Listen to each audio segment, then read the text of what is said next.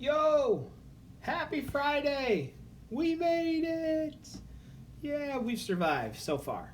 All right, so just wanted to give you a quick wrap up on what we have covered this week in Math 7. So if you wanted to check in with your child to see how they are doing, some things that they've done ed puzzles, which is where we do videos, and I put questions in there, and the students have to answer the questions. They should go back and see what their feedback is. Sometimes the questions I have to grade, sometimes they know instantaneously what that is, as far as if they got it correct or not. Then the other thing that they've been working on is Khan Academy. So some things have been assigned to them on Khan Academy. They have to make sure that they're signed in through Google in order for them to receive credit for it. Okay.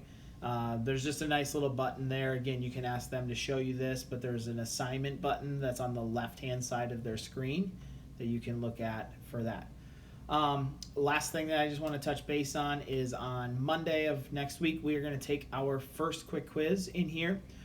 Quick quizzes are 4 points, 4 problems on each quick quiz. So if they miss one problem, it is a 75%. And it's worth 25% of their grade. So homework is worth 5% of their grade. Quick quizzes are worth 25% of their grade.